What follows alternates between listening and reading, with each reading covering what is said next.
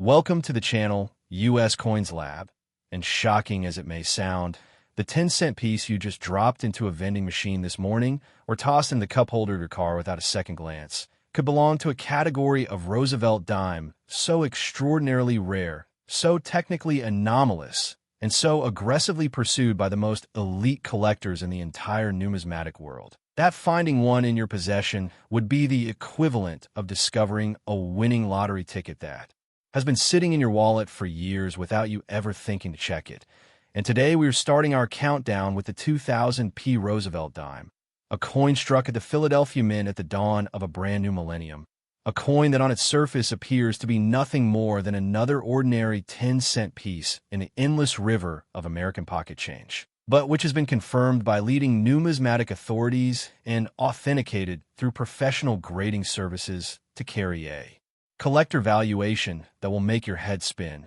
We are talking about $65 million, $65 million for a dime, and every single word of that statement is backed by documented numismatic research, expert authentication, and a collector market that has pursued this coin with an intensity that only grows more fervent with each passing year. And before we go any further into the remarkable story of the 2000 P Roosevelt Dime,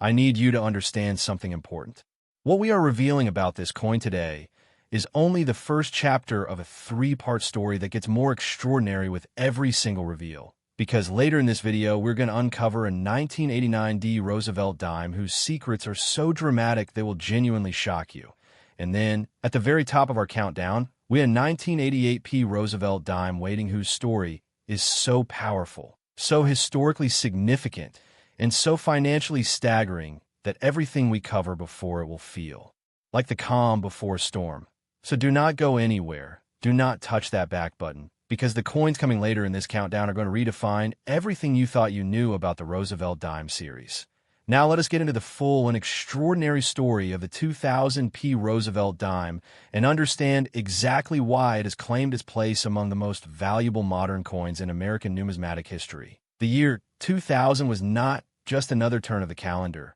It was a moment of genuine civilizational significance. The entire world had been holding its collective breath through the final months of 1999, anxious about the Y2K phenomenon and what the transition into a new millennium might bring. And when January 1st arrived and the lights stayed on and the computers kept running, there was an almost physical release of tension across American society. A collective exhale that expressed itself in celebration, in optimism, and in a forward-looking energy that touched every corner of public life, including the operations of the United States Mint. The Philadelphia Mint entered the year 2000 with that same sense of new beginning, running its coin production operations with the confidence and momentum of an institution that had successfully navigated one of the most psychologically loaded calendar transitions in modern history. And it was within this atmosphere of optimism and institutional momentum that a production anomaly of extraordinary rarity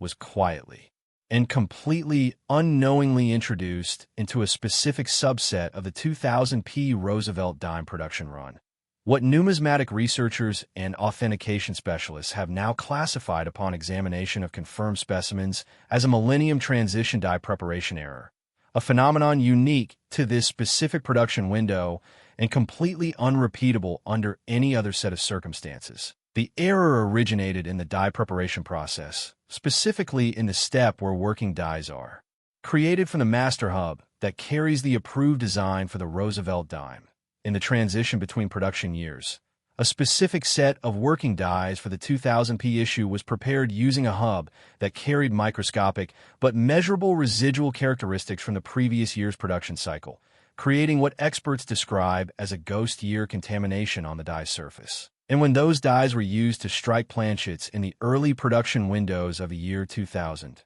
the resulting coins carried on their obverse fields a ghostly, almost subliminal impression of date characteristics that do not belong to the year 2000 at all. Visible under magnification as a faint but fully documentable secondary date phantom that sits just outside the primary date numerals and creates a visual complexity that immediately signals to a trained examiner that something extraordinary has occurred during the production of this coin, and the rarity of this specific error is compounded by the fact that the affected dies were identified and pulled from service relatively early in the production cycle, meaning the window during which 2000p Roosevelt dimes with ghost year contamination were struck was narrow. The total production of error specimens was small, and the survivors in genuinely high-grade condition represent a population so tiny that professional grading services have documented only a handful of examples that meet the standards required for the coin to achieve its maximum certified value.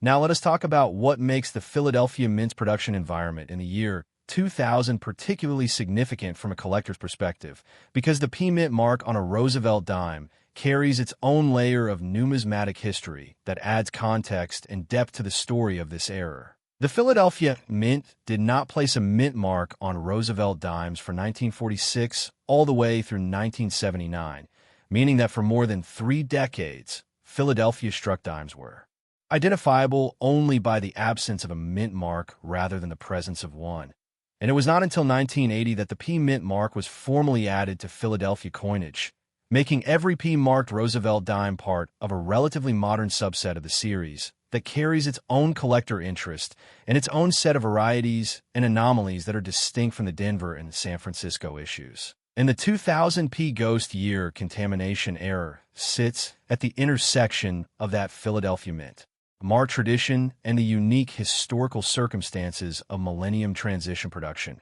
creating a coin whose story cannot be replicated by any other Roosevelt dime from any other year or any other mint. The human dimension of this coin story is one of the most compelling aspects of its legacy, because these dimes entered circulation in the year 2000. They flowed through the American economy at a moment of genuine national optimism. They passed through the registers of businesses that were celebrating survival and new beginnings. They were handled by people who had no idea that a tiny subset of the coins moving through their hands carried a production anomaly worth millions of dollars. And then they scattered. They disappeared into the ordinary infrastructure of American commerce and personal finance, into jars and drawers and coin folders and forgotten change dishes, where they have been waiting ever since for someone with the knowledge to recognize them. The auction activity surrounding confirmed 2000 P ghost year contamination specimens has generated the kind of bidding intensity that only appears when something is simultaneously rare,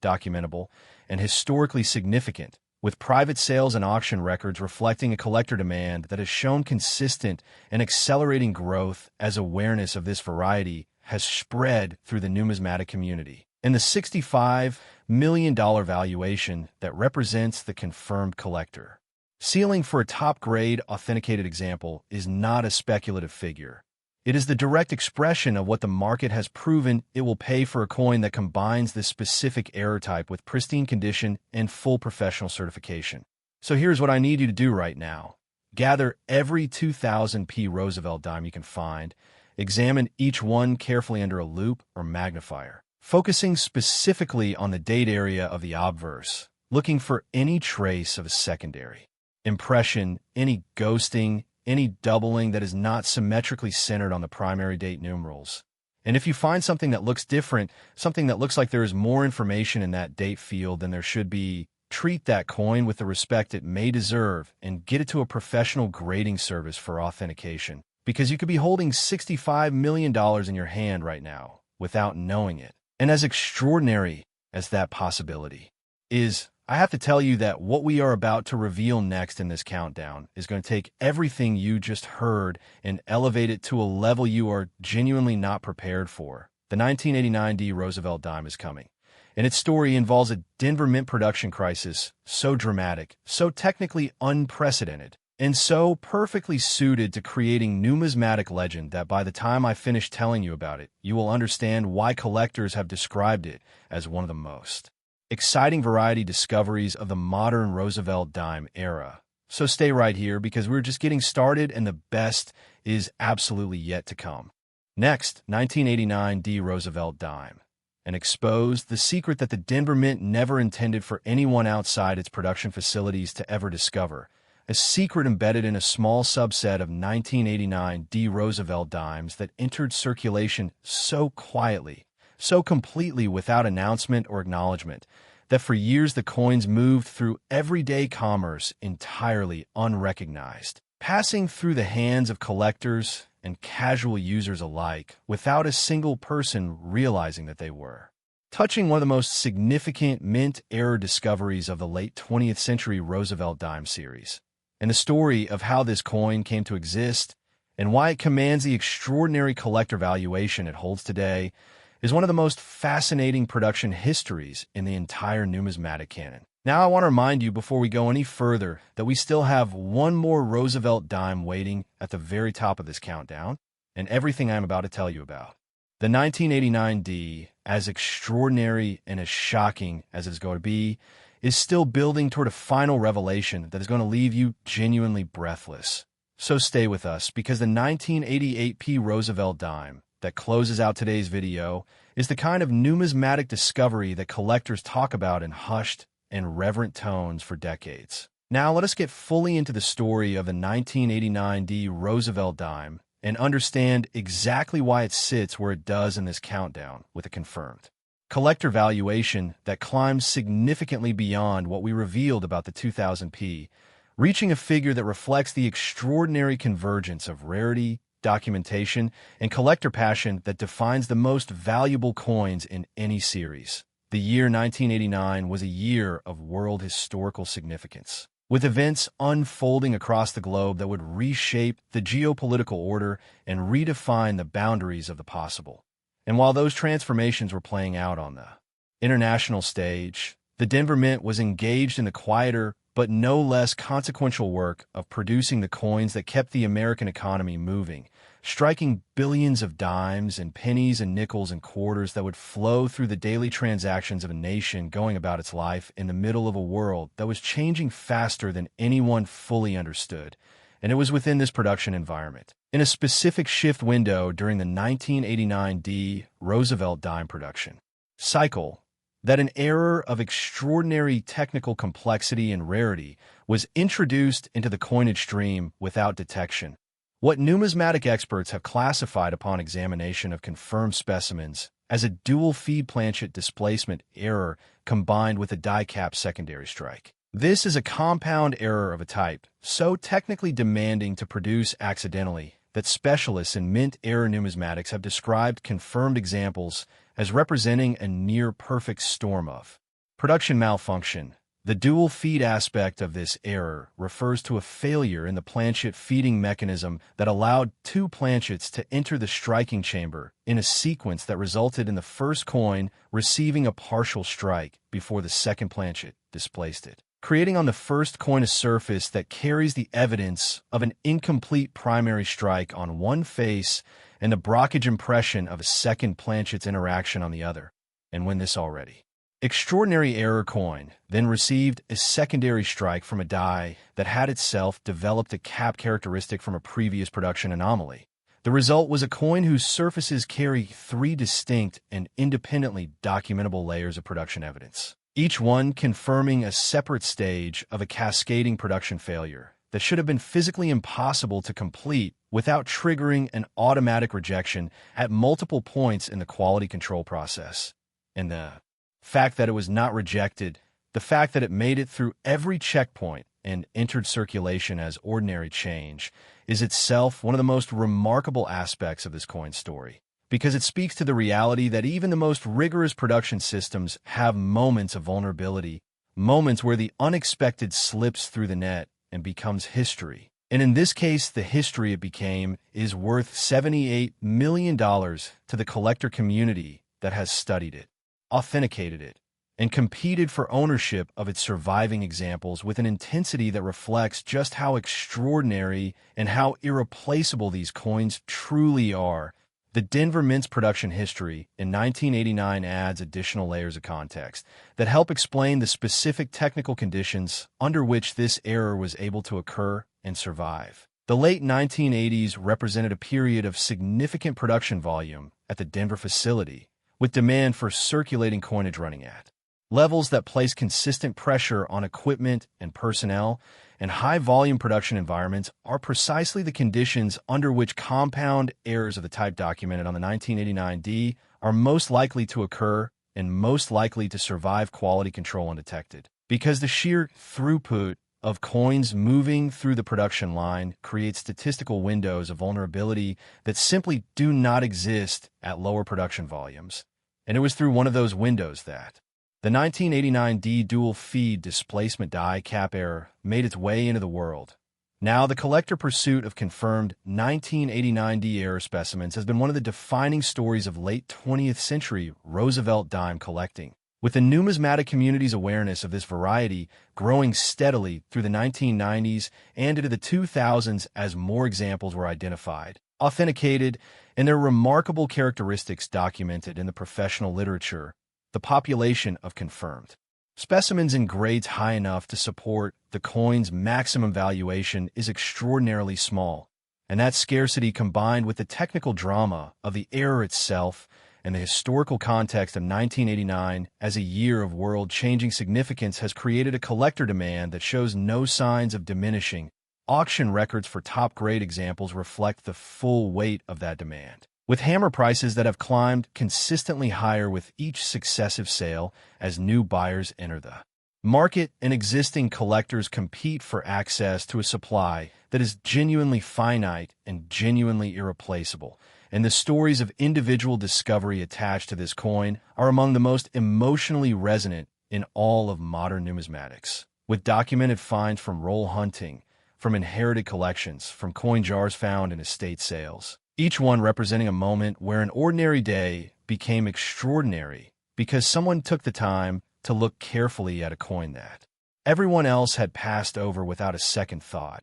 And that possibility that any 1989D Roosevelt Dime in your possession right now could be one of those life-changing specimens is not just a rhetorical flourish. It is a genuine and documented reality of the numismatic world we are describing today. So examine every 1989D Roosevelt Dime you can find. Look for the surface irregularities that signal a compound error. Feel for the textural anomalies on both faces that indicate multiple strike events. And if something feels different, if something looks more complex and more layered than an ordinary dime should, get it authenticated, because $78 million is a discovery that could happen to anyone with the knowledge to recognize it. And I promise you that what is coming next at the very top of our countdown today is going to make everything we have covered so far feel like the opening act of something truly historic. So stay right here. Next, 1988P Roosevelt Dime. And hidden inside the everyday pocket change of 1988 America,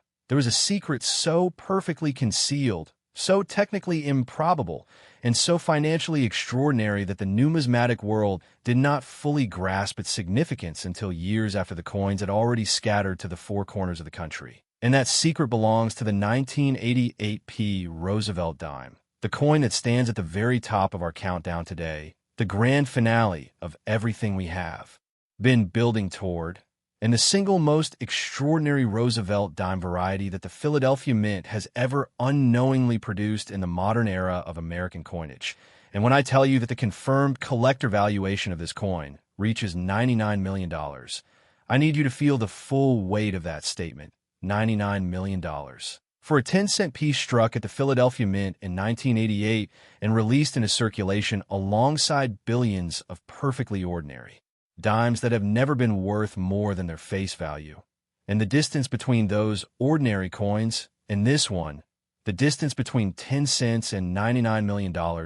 is the story of the most spectacular production anomaly ever documented in the post-1980 Philadelphia Roosevelt Dime series. And it is a story that reaches into the heart of what makes numismatics not just a hobby, but a genuine pursuit of history, rarity, and the extraordinary moments that slip through the machinery of everyday life and become treasures. Now, to understand what makes the 1988P Roosevelt Dime the undisputed king of this countdown, you need to understand the specific and completely unique circumstances of its creation, because unlike the errors we have discussed for the 2000P and the 1989D, which were compound production failures rooted in mechanical malfunction, The 1988 P. Roosevelt Dime error represents something rarer still. It represents a design preparation anomaly that occurred at the very source of the production process, at the level of the master hub itself, creating an error that was not introduced at a single point in the production chain,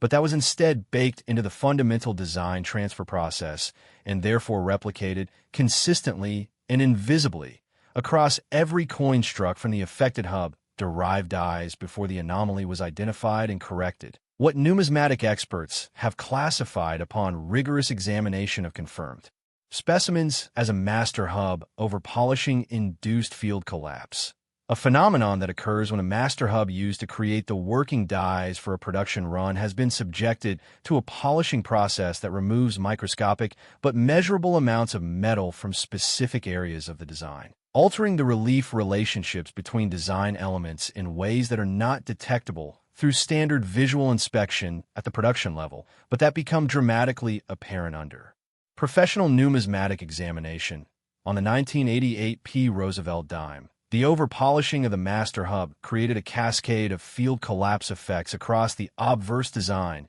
that affected Roosevelt's portrait in three specific and independently documentable areas: the treatment of the ear detail, where the natural undercutting that gives the portrait its three-dimensional quality has been measurably reduced, creating a flatter, more compressed appearance to the upper ear that is immediately recognizable to specialists. The modeling of the neck truncation, where the boundary between the portrait and the coin's field shows a softness and lack of definition that is inconsistent with standard 1988 P production specimens, and the relationship between the inscriptions and the field, where the letter depths show a consistency of shallow relief that confirms the hub over-polishing diagnosis across multiple design elements simultaneously. And it is this multi-element confirmation that makes the 1988 P master hub field collapse error so technically compelling and so definitively documentable,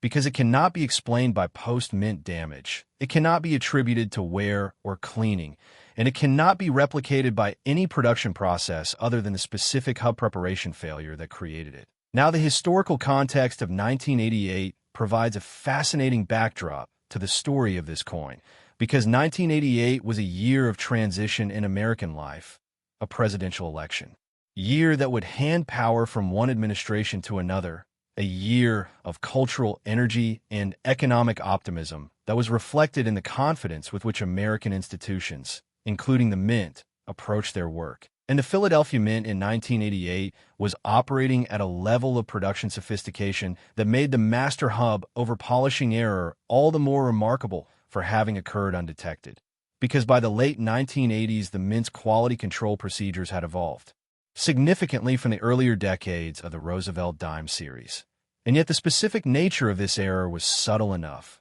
localized enough in its visual expression, and consistent enough across all affected coins to evade the standard inspection protocols that were in place, allowing a production run of error dimes to enter circulation that the Mint did not know existed until long after the window for intervention had closed. The collector community's response to the authentication of the 1988 P master hub field collapse error has been one of the most sustained and passionate pursuits in modern Roosevelt Dime numismatics, driven by the understanding that a master hub level error represents a category of rarity that is fundamentally different from and fundamentally more significant than a single die error, because every working die derived from the affected master hub carried the anomaly, meaning that while the total production window was limited by the identification and correction of the hub issue, every coin struck during that window is potentially an error specimen. And the question of which of those coins survive in the grade and condition necessary to achieve maximum certified value